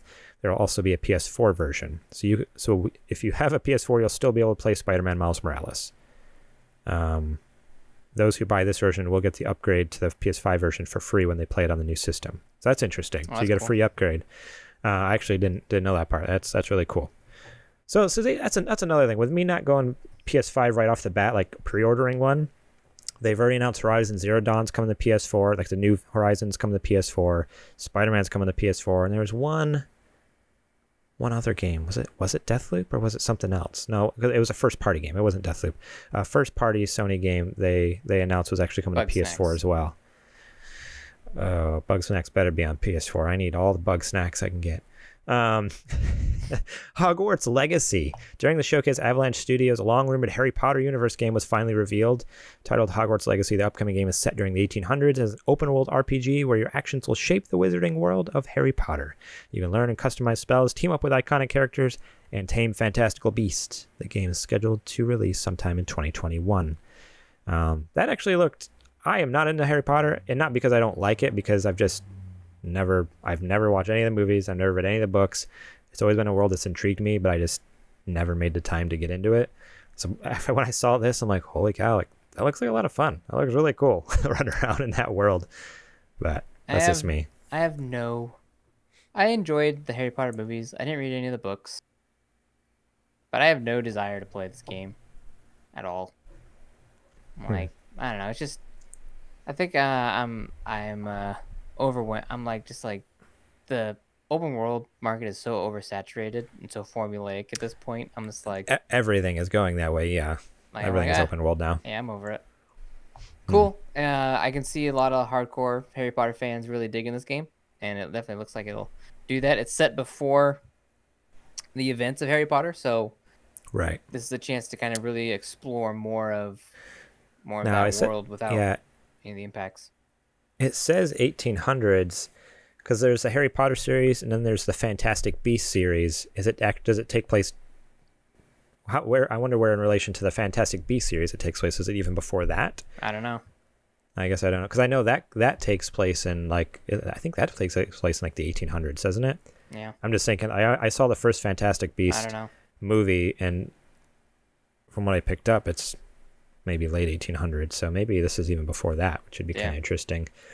But I just can't wait to see all the comments about J.K. Rowling's comments about it'll be interesting to see how much that affects the game, like if that'll kill sales because everyone's hating on the comments she made and stuff like that. I wonder if people would be like, although they were very explicit to say she has very little, other than this being her property, very little to do with the creation of the game. Which sucks so much. Like, if the draw to your game is how the creator isn't associated with it, ooh, yeah, sign me up. I can't wait to see how you messed it all up. Like, what the heck? Yeah, it definitely... Yeah, it's a tricky one because, it's her world. Like, she's not a part of it. Like, think of any other property, and if the original creator wasn't a part of it, most people would roll their eyes and be like, oh, this is going to be a piece of hot garbage. Yeah, so it's very weird. Yeah, and it normally is. So it's very weird, all of a sudden, their whole marketing is she doesn't have anything to do with it. And it's and everyone's excited about it, it's like usually that means it's bad. Like Yeah. a lot Like, a lot don't of times. worry. A lot of times. Yeah. Like, don't worry, she's keeping her transphobic hands off of this game. You mean her world that she created? Yeah. What are It's you like, gonna okay. do? What? I don't know. So you'd rather, like, I don't know. It's like one of those things. Like, I'd rather have a game that's good, right? Yeah. Like, I I'd rather honestly, have the game. here's the deal. Like, they're always telling you to separate the artist from the art. How come you can't Right. separate the artist from this? Like, it's such a double standard in the media. You know what I mean? Like, oh well, she says something you disagree with. She must be bad. Like, get out. You know what I mean? Like, I'm over it. But Yeah. No, it's definitely one of those things. Yeah, you're right. It is kind of a double standard because with other things, yeah, it's very easy for people to do, but then something like this, it's like, no, yeah, I don't want anything. I don't want anything to do with the game. If she's, it's like, oh, okay. Well, don't cancel cuties, but but if she says something you disagree with, then you should totally cancel it. Like, whatever. Yeah. It's don't get me riled up, tricky. man. Yeah. No, I'm trying to figure out how to move on because you'll get all riled up here. So let's talk about some Demon Souls remake here. After the exciting reveal of Demon Souls remake a couple months back, we finally got to see gameplay footage from Software's action RPG in action. What was shown was mostly the introductory areas of the classic From Software action RPG rendered in completely new detail. This included a look at a giant boss, as well as a nearly instant transition between bonfires due to the PS5's SSD. Naturally, it also included footage of the player's character getting killed by a boss. It also is confirmed to be a PS5 launch game set to release on November 12th. Now, here's a big one. When I was watching the PS5 event, literal just chills went through my body. Like, I got all tingly. I got so excited. I literally fist pumped. My boss is sitting there. He's like, "What are you doing?" I'm like, "I'm working. I promise." While I'm turning my screen away, but I was like straight up just cheered. Like, I was like so freaking excited when all of a sudden you just see the logo slowly appear on the screen. It's getting delayed. God of War sequel, baby. At the end of the presentation, Sony unveiled the next God of War game, which briefly teased Ragnarok is coming. Developed again by Sony Santa Monica Studios, the new game's confirmation appropriately coincides with the earlier tease from series director Cory Barlog on his Twitter. Very little else is known on the game. So basically the teaser was like a logo and a little bit of voiceover, and then like the music. As soon as the music kicked in, it was still like a black screen. All of a sudden it's just like the boom, boom, boom. And I'm like, yes, God of War! Like, I instantly knew. Oh, man, I'm so excited. It says 2021. It's getting delayed. But, yeah, that's what I was thinking. I'm like, that's really soon. It's getting delayed. And I follow Cory Barlog on Twitter, and he tweets a little too much to be working on a game. Like, he's always at home watching TV. I was like, there's no way he's been working on a game. Like, the last one took him 5 solid years of just, like, ripping their hair out because they were working, like, 24/7 on the thing. I was like, it's been only, 18, 19. It's only been 2 years. Only been 2 years since the last game came out. Yeah. There's no way. And they could have been working on it while year. they were working on the first one. There was a lot of hints about Ragnarok in that first game. That is true. Like, it's not like it was a surprise. They kept talking about it. And one of my gripes about it was they kept talking about all these characters, and then they kept on waiting to meet them. Like, they were giving like detailed backstories and things that they had said. I was like, oh man, I can't wait to beat the crap out of this guy. And then the end of the game, you're like, what? I don't get to fight Odin? I don't like this guy. Yeah. Yeah. No, they alluded to a lot of other gods. I mean, the name of the game is God of War, and like that was the older games, is like killing these gods. And then this game, like they keep talking about all these different gods, and you never get the full experience of them. So I'm so stoked for this sequel. I think you're right. I think it'll totally be delayed. But that was one of my the way I tried to console myself this past week when I didn't get a pre-order was well, I missed it this round, but I'll just get the God of War 2 special edition. Yeah. When it comes out, I'll get the game bundled with it. It'll be like a cool looking, design on the case. I'm like, I'll just wait for that one. It'll be pretty sweet. Okay, so now to let's do one more thing before the price and release date here, although most of you guys probably already know. But PlayStation Plus collection, it seemed Sony's approach to backwards compatibility in the PS5 will come in the new form of the PlayStation Plus collection. The added perk to existing PS Plus subscriptions will provide PS5 players access to a library of PS4's best games, including God of War, Days Gone, Persona 5, Monster Hunter World, and more. So basically, if you're a PlayStation Plus subscriber and you buy PS5, right off the bat, you're going to have access to, I don't have the list in front of me, but there's like 20 games on there. There's quite a few. 20 to 25 games. Yeah. It's a pretty good chunk of like kind of the top hits from PS4 are all going to be available at launch as soon as you fire up your PS5. So basically, if you never owned a PlayStation during this generation, the PS4 generation, right off the bat, you'll be able to jump into some of the biggest and best games from the PlayStation, which is pretty sweet, pretty exciting.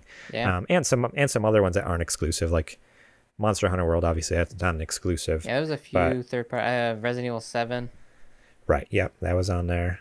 I wonder if I can find a list real quick of PS Plus collection. I know all this. There's a lot of the main, like Last of Us was in there, Bloodborne was in there. Trying to think, God of War. Okay, here we go. So Batman: Arkham Knight, Battlefield 1, Bloodborne, Days Gone, Detroit Become Human, Fallout 4, which is interesting. Now that that's whatever Microsoft Studio. That's not granted. Lasting. I wonder if how long that'll last on there. Granted, it is already out on Sony. It's not like it's coming out. But unless they're getting any royalties on it, in which case, like, yeah, sure, fine, keep it. We get the royalties. Yeah, right. Final Fantasy 15, God of War, Infamous Second Son, The Last Guardian, The Last of Us Remastered, Monster Hunter World, Mortal Kombat X or 10, Persona 5, Ratchet and Clank, Resident Evil 7, Uncharted 4, Thief's End, and Until Dawn. So quite a few of the PlayStation exclusives. Until Dawn. I think pretty much the only major PlayStation exclusive I've seen missing off here is like Horizon. That's kind of surprising. And Spider-Man.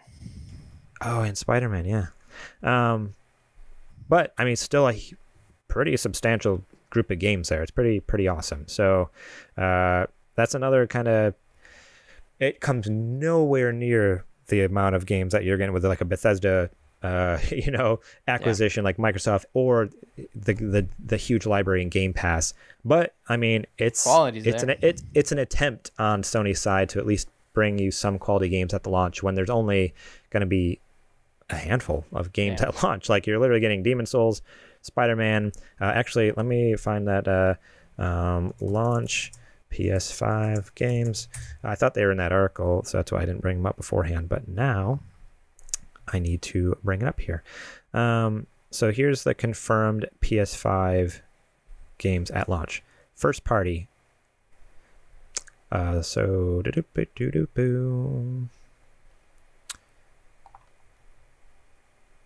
First party. Sorry. My computer totally just like... did it really? It's still good. It's still good. Hang on there. And it's making me scroll all the way down to the bottom of the screen. There's a good, decent number of games that are coming out at launch, but like nothing crazy. So I mean, this will help. Like the PS Plus collection is going to like be substantial, but yeah. Nothing like... You have Miles Morales dropping day one. Yeah, so here we go. At launch, Astro's Playroom, which comes preloaded on all PS5s. Demon Souls, Destruction All-Stars, which is that weird like demolition derby game where you can get out of the car and run around and blow stuff up too. I don't know. Ooh, yeah, sign me up. That sounds like a lot of fun. Same thing with Astro's Playroom. Can't wait. Astro's Playroom, I'm actually kind of interested in only because... it's based off of like the VR, the Astrobot Rescue Mission, and people said that was actually a really good platforming, like 3D platformer. Like one of the best 3D platformers, like a lot of people played on, on PS4, I guess you can compare. And it was in VR to boot, like made it even cooler, a lot of people said. So it's based off of that architecture. I'm like, okay, if you're getting a full Astro game at launch, for those people who missed on VR, that'd be kind of neat. Fortnite, obviously. Devil May Cry 5 Special Edition, Godfall, Marvel Spider-Man Miles Morales, and Sackboy: A Big Adventure. So I think Godfall wasn't even mentioned during the showcase. Not at all. That game's going to be really good then. So good, man. So good. So here's the last bit of information we got from that release. They finally confirmed PS5's price. So it is coming out November 12th, as we mentioned previously. The base model will be $499, and the all-digital version is $399. So pretty much spot on to what I was thinking. Like, I think last week I even said it'd probably be, like, the base one would be match the Series X, and then at most the digital one would be $100 cheaper, but probably, like, I think I said, like, between 50 and 100. So I feel pretty good about that. I was both excited and bummed, because I'm just like, obviously I wished it was cheaper, but it's like, no, but Sony's gonna Sony, and you know, they're gonna stick to, you know, a pretty standard pricing scheme there. Can't take a loss on it too. No, yeah, not at all. They don't have the game pass to make up for it. Yeah. I also kind of felt like the showcase itself was kind of vague. Like, they didn't really, like, they were like, oh, here's the prices and here's the release date, but then they were like, but if you want to find out what the power of each of these consoles is, you got to go talk to Jeff Keighley and, like, follow Jeff Keighley on Twitter. You know, oh, you want to find out what the pricing is for PS Plus collection? Well, we're not gonna really. They don't tell you that either. They just said it was the thing. They didn't tell you, well, is it come bundled with my PS Plus? Is that something extra I got to pay? Like, there was, like, no, you know, nothing new about it. Then they were like, some of the games on there were like, oh, this game's captured on PC. And then some I think just the first game was. The very first one was just Final Fantasy 16. There's two games. Final Fantasy 16 and... It's whatever the first two games, because I remember they showed the first one or two games, and then they're like, okay, from here on out it's all PS5. But yeah, what was the second game they showed off? I don't remember. Yeah, well, it just felt kind of weird. Maybe was it like Call of Duty? Because they showed off. There was some other games I didn't mention that they showed, like Call of Duty, Black Ops Cold War, Devil May Cry 5. There's a couple other things that they did show off. Yeah, oh man, but the biggest thing is the whole pre-order debacle. Yeah. Oh yeah. They said in the showcase pre-orders will be available starting tomorrow, and then Walmart is straight up like, F that, and like 2 hours later just drop pre-orders. Yeah, you can do it now. Oh man, people were going nuts online getting those. They were gone immediately. And then like an hour after that, Target drops them. A couple hours after that, Best Buy drops them. And like 45 minutes after that, GameStop's like, we're in. Yeah. And by the end of the night, Amazon dropped their load too. And it's like, okay, so basically you lied to everyone and saying that pre-orders are going live tomorrow, and they really all went this afternoon and that night. Yep. Which sucked. And granted, they still were doing their own exclusive pre-orders if you got invited, which I did get invited. Wasn't able to snag one, but for myself, by the time I got through the line, all sold out. And they were like, oh, well, more PS5s actually produced than PS4s. It's like a weird way to kind of make you feel like you had like a chance of getting one, and you're like, no, I don't. They're all gone. Yeah. They did come out. I saw they made a statement. At least they kind of owned up. Yeah, they did apologize and own up to like the whole thing. There's like, hey, like that wasn't cool, right? Yeah, we're really sorry about that. Which is awesome. Oh, okay, because that's not Sony. Like they're totally ones to be like sweep under the rug. Let's like just move on. But yeah, here's a tweet. Let's be honest. PS5 pre-orders could have been a lot smoother. We truly apologize for that. Over the next few days, we will release more PS5 consoles for pre-order. Retailers will share more details, and more PS5s will be available through the end of the year. So I wonder what that looks like. Are they like ramping up production at these factories? Like, hey, we only ordered this many, but we need double that now. Like, what? I wonder what the deal with that is. Like, how are they just gonna like make PlayStations poof out of thin air there? But I don't know. Pretty crazy week. Lots going on. Oh man, so much news. That's a lot of news. We're almost an hour and a half in, and we're still doing the news. But there was so much good stuff. I know. So much good stuff. Dude, do you have any other thoughts on this PlayStation 5 showcase there? No, I'm really excited for everybody that was able to get a pre-order. Dude. And I hope you guys give us a tweet about how much you love it. Shout out to Boba Fletch. He messaged me right away. He's like, dude, I snagged a digital one. Here's the link. Go get one. And I went to the link, had it in my cart, got all the way to the end, hit checkout. It's like, sorry, this item is no longer available. I'm like, no, why? That happened like 3 times, like 3 different times. And every time I'm like, I really shouldn't do this because I can't really afford it right now, but I just kept trying anyways. And every time I hit the checkout button, sorry, this item isn't. So I was like, God was like, no, Garrett. 100%. I said no. He's like, you shouldn't do this. Family first, man. Should have said the magic words. But cool. Well, let's get on to the Patreon ad.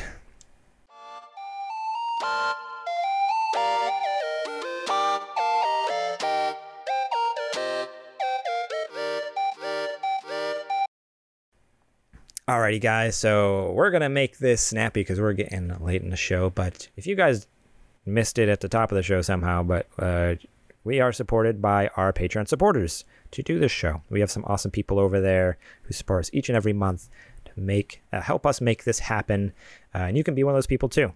Just $1 a month. Yeah, so it's our lowest tier. That gives you access, early access, and ad-free access to our episodes every week. The night we record them, the Monday night, you will get them right away. And now, starting this month, you will get our bonus episode, only and always available just to Patreon supporters. It's not something that later is going to come out to everyone.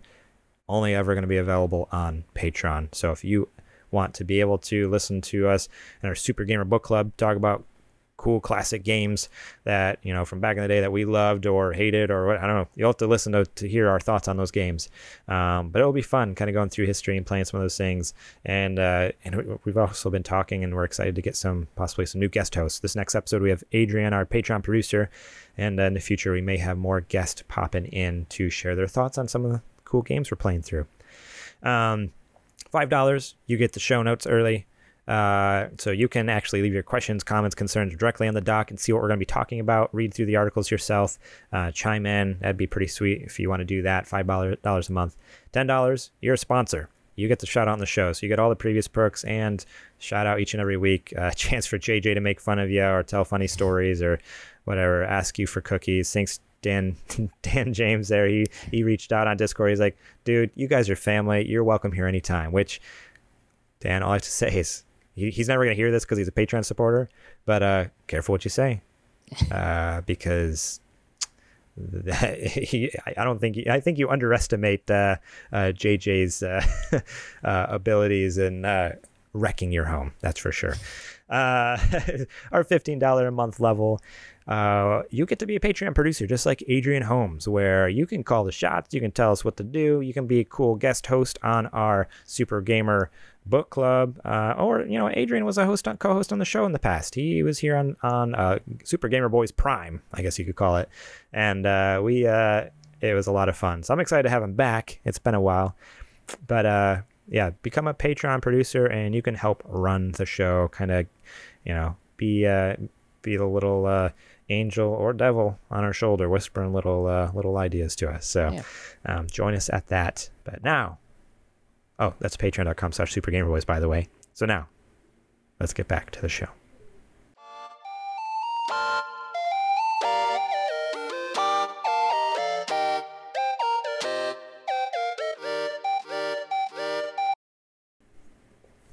Alrighty, guys. So let's get through this last little bit here. We got some cool new releases. Hades came out on Switch and PC September 17th. Now, I always forget the developer's name. Supergiant, yes. This game looks awesome. Have you played any of Supergiant's games? I want to say yes, Bastion, but I also... Transistor, Pyre. They're all amazing. No, like Bastion. I guess I haven't. You know what? Transistor is one of those I've almost bought like 100 times. Like it's always on sale. I've always been like this close to buying it, and I never have. So no, I have not played a Supergiant game because I am a horrible human being. Yeah, you should check out Bastion. Adrian, I'm sorry. Please continue to support us. I hope this doesn't make you cancel your Patreon support there, because I know Adrian is the biggest Supergiant. Just indie games in general. Adrian's the man when it comes to like cool indie games. He's always like tweeting stuff out. Hey, you need to buy this game. You need to buy this game, and they're always on sale. And he's always tweeting about it. And I'm the horrible loser human being piece of garbage that won't Wouldn't go buy that far. support. I would not support indie developers. So one of these days I need to buy these games, support these cool indie developers, and try them out. But Hades looks dope. It looks super good. I can't wait to get my hands on that one because that's like I love Supergiant games. I have Bastion on 360. I actually got all the achievements for that game, and I don't get all the achievements, well, for any game, except for I think the only other game that I've ever done it for was Ghost of Tsushima. So that should tell you how much crazy. I love that the Bastion. And then I have Transistor, have not finished it. I started it, and it's what makes Supergiant so good is the way they tell their stories. I have Pyre. I also played through Pyre too. I have that one actually on PS4. And even the storytelling. That's their last game, right? That just came out a few years ago. I think it's their most recent one is Pyre, correct? Yeah, it's like a weird basketball type game, and like you're basically in purgatory or hell, or comparable to it, and you're trying to win this tournament so you can get out. And so, but the thing is, whenever you lose, they just incorporate that loss into the story. So it's not like you have to redo the match. You just kind of keep going, and then you develop like rivalries, and you have like all these. It's so interesting, like, and they're really clever in the way that they approach game making. Like it's awesome. So I really can't wait to get my hands on Hades because I know it's gonna be great, and yeah, it looks great. Color and everything looks really cool. Dude, soundtrack. That's awesome. Darren Korb does some of the best music in games around, so check it out. Especially the Bastion soundtrack. Go check out Bastion. Yeah, I feel like I need to go look for some sales on these games now. Play some. Ori and the Will of the Wisp came out on Switch September 17th. The Long Dark came out on Switch September 1st. That's not right. Maybe that was supposed to be either supposed to be 17 or an 18. So sorry about that. Crisis Remastered came out on PS4, Xbox One, and PC on the 18th. Super Mario 3D All Stars came out on Switch on the 18th. And WWE 2K Battlegrounds came out on PS4, Xbox One, Switch, and PC on the 18th. That one's for you, JJ. You're not here, and you're never going to play it, but that one was for you. Yeah, man. Alrighty. Zetch, what have you been playing? So, after I finished playing through Bioshock, and I finished playing Ghost of Tsushima, I was in like that weird limbo of what game am I going to play next. So I bounced around between a few games. I've been wanting to go back through and replay Until Dawn again, because my first playthrough of that, I made it and had like most of the characters alive. I think I only lost like 1 or 2, but by the time I got to like the last scene, I lost like 5. Like, no. Dang it! Like I was doing so good. Oh man! And so I want to go back through and play through that game just because that's like I don't know, put it. Quantic Dream does a good job with Heavy Rain and Beyond Two Souls and Detroit Become Human. But if you really want to play the best version of those games, you need to go play Until Dawn. Like now, Until Dawn's made by who's it made by? Oh crap! I'm blinking on the developer. It's made by the same people who made Men of Medan, which if you haven't watched our YouTube series Spooky Gamer Boys from last year, you can go check that out. Or not, because it's not a great game. Basically, it's 4 episodes of a really bad game and us trying to be scared. You're like, I'm not scared. I think if you're interested, so if you want to play through the game without spending any money on it and watch JJ and I jump at random stupid things throughout the game, just go watch our YouTube series, and you don't have to spend money on Man of Medan.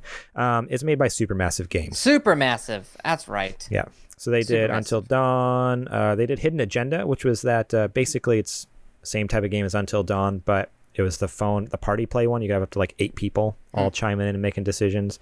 I did that with my wife. That was really fun. We sat on the couch on our phones, like made decisions, and it's like a murder mystery thing. That's cool. And the Dark Pictures anthology, which they have Man of Medan, and then the new one is coming out soon. Is called Little Hope. You have a bunch of gnats flying around you, by the way. Yeah, I know. It's because I'm in my garage and there's 3 lights around me. That's so funny. But yeah, so I was playing through Until Dawn.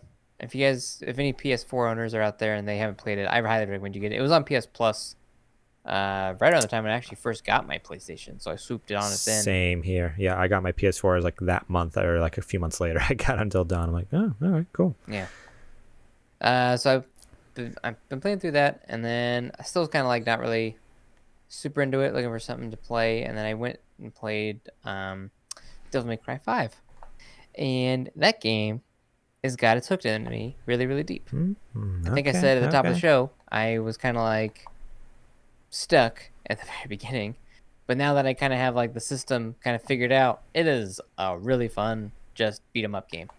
Like, it's super over the top. Like, all the characters are just huge personalities, very cheesy, corny dialogue. It is just everything you want in like just like that action art. It's a game where you literally split your motorcycle in half and turn it into 2 swords and beat the crap out of people with it. Like, that's the kind of thing that Devil May Cry 5 is. Like, that's all I remember from the gameplay video was like someone beating the crap. Yeah, like I think it might have been I think it's DLC. I don't know if it's actually like something where not DLC, but some bonus thing, like pre-order bonus they got. Maybe you get it later in the game, but I feel like they said it was like some like bonus thing they got. But yeah, like beating the crap out of people with like half of a motorcycle. It sounds so crazy, bonkers. Like, what in the world? Yeah. And it's like you have like 3 different characters you can play as. You can play as Nero, who you start off as, and you have V, who you get second. And I haven't gotten to Dante yet, but Dante is the 3rd character you can get. And the play style, but at least between the 2 that I've played, between V and Nero, is super dynamic. So switching from one character to the other, you're like, ooh, yeah, this is awesome, because they all feel very unique, and they can do different things in the way they approach combat. So super clever. The storyline is like so blah. Like, I don't even like. It's so weird enough. Like, the weirdness of it keeps you like wanting more. But when you really step back and you're like, oh, well, there's this crazy demon plant that's growing on top of the surface of the world, and it's somehow destroying everything and feeding off of human blood. And you got all these other people that are looking for a thing called the Sword of Sparta. And you got these other characters that you've never met, but you're supposed to care about, but they give you like no backstory. Oh, no, that's not true. I guess there is like a history of DMC you can watch like on like the main menu if you want to get all that stuff. But still. Oh, that makes perfect sense to me. Yeah. You just need to play more. You just need more like Kojima games in your life, and then like something like Devil May Cry makes a lot of sense. Yeah, you're conditioned for this, so this is totally a Garrett game. I'm all about reading between the lines and figuring things out on my own. But yeah, I'm playing through that, and then next month, Super Gamer Book Club, we're playing through Mass Effect 2.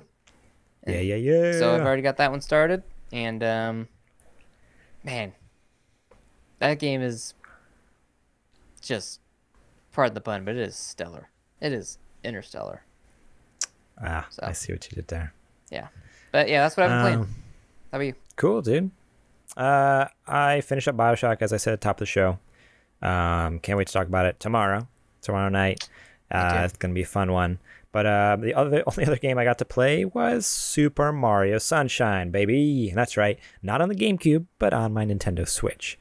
And let me tell you, I fired up that 3D Super Mario All-Stars copy on my Switch, on my big old 55-inch TV, grabbed my 8BitDo SN40 Plus Pro controller, and it looked real good. It looks really good. Tell you what, those controls, not what I remember. Granted, when did Sunshine come out? A long time ago. It was a GameCube game. I don't remember the year. But I do not remember it controlling so horribly. And I don't know, like, obviously some things get a little janky when you port them. So is it an issue with the port, or was it actually originally that bad? Because maybe it was something where, well, there's a little bit of more give in a GameCube controller. Maybe it was designed more for the GameCube controller and not so much for the precision of like a Pro controller. Like, that could be an issue too. Either way, I was falling off of buildings left and right. I'd hit the jump button. He wasn't jumping. I hate how the camera, you can't, if there's a building in the way, the camera's like, sorry, like, screw you. You can't see what's going on, or you can't turn anymore. I want to see what's going on. Like, there's a wall in the way. The camera was literally stuck. So there was one, oh man, it was so frustrating. There was this one area where there's literally these walls in the shape of an oval, very tall walls, like to the point where like I could barely jump out of it. It was like something where I'd use my jetpack to even get out of it. But my camera accidentally, when I fell in, instead of the camera dropping down in the pit with me, the camera fell on the outside of the wall. But the camera is designed, it doesn't go through, it can't and will not go through walls. So basically, I couldn't go take the camera back up because the camera only goes up when you jump. And I couldn't go left or right and go through a wall because that's how the game's designed. Like the walls are concrete and the camera is physically in the world, almost like it's an actual video camera in the world. And I'm like, okay, I can't see Mario. Like, I don't know how to get out of this hole. So I started just jumping and praying I grabbed a ledge, and eventually I got out of there. I'm like, this is horrible game design. Like, this is so bad. Yep. And 64 all that beside, Mario too. Back then. I didn't jump in this Mario 64 yet, but that was the biggest thing that hit me is like, oh man, the controls are real touchy and completely imprecise, and the camera is horrid. But all that to say, it still was so much fun running around, like cleaning up graffiti all over the world and like killing the goo monsters and stuff like that. Again, I'm a sucker for nostalgia. I'm like, this feels like so wrong and so right at the same time. Like, it feels bad to play, but it feels so good to be playing it. So that was a fun one. I did jump in the Galaxy just for a couple minutes. It's interesting how they do the motion control stuff in Galaxy, because I was still able to use my 8-bit controller, my SN40 Plus or whatever I have, but like you actually, like, it uses the gyroscope in the controller to basically like put the crosshairs on the screen to grab like the little star bits and stuff like that. Like that's how, and there's a button set on the controller, I think it's the R button, to center it, because like sometimes it gets a little uncalibrated. Like I'll be holding a controller like flat in front of me, and all of a sudden, boom, like the crosshairs like fly up off the screen. I'm like, oh, that's not right. So you just hit R and it recalibrates it to the center of the screen. So that's a little janky, and I feel like that's something that's just going to take getting used to. And I think once I'm used to it, it'll be good. I think it's designed though to use with Joy-Cons, like one in each hand. It would probably be a lot more comfortable to play. But I just love the feeling of my 8-bit controller. Like it has such a good feel. Like it's a nice big solid controller to hold. I love my Joy-Cons. So, Joy-Cons are good, but not. But yeah, so we'll see. I definitely want to jump back into Galaxy, because as talked about last week, that's the one I haven't really got. I've never played Galaxy before on the Wii, because we got rid of it before then. So I'm really stoked to play through that. But yeah, so far so good with the Super Mario thing, other than Sunshine just making me want to beat my head against the wall a couple times. But all in all, I'm like, okay, this is fun for what it is. And it's a game that my son, Shep, he can sit and watch me play. Like, he's obsessed with Mario, loves Mario, and he sat there for like an hour and a half while I played Mario Sunshine. I'm like, this is awesome. He won't watch me play any other game, and he can't watch me play any other game. But Mario, he has all the stuffed animals and loves it. So I'm like, okay, cool. Like, this is a character he likes and enjoys, and he can actually sit and just watch me play. So that was a fun one. That's super cool. Yeah. Alrighty. Well, I think that's it. We good to go? Yeah, man. I'm tired. It's late now. Do we get the pass? Do we get the pass here? We get out of here? No, thank you guys so much for listening to our episode this week. We very much appreciate each and every one of you for taking the time out of your day to listen to us ramble about video games, our thoughts, and about what's going on in the nerdy video game world. If you would you kindly go over to patreon.com/supergamerboys and support us over there at just $1 a month. You can get our BioShock episode, our Super Gamer Book Club episode, coming out on Friday. And the last Friday of every month, we'll be getting those bonus episodes for a different game. Next month, as Zetch kind of revealed earlier, just a little bit ago, we are doing Mass Effect 2 for next month. In the future, we are hoping to figure out how to do like a voting system to get people to pick, I think, but we're still working out some kinks, so TBD. You can also support us over at supergamerboys.com/store if you want some sweet merch. If you saw earlier, I was sipping out of my Super Gamer Boys coffee mug. This is the old 1.0 version. So this is just featuring me and JJ, but the new one has Zetch's face on there, all three of us. You can find us during the week at supergamerboys.com, Twitter and Instagram at supergamerboys, facebook.com/supergamerboys. I am over on Twitter at G Morlang. JJ's over on Twitter sometimes at JJ Purdom.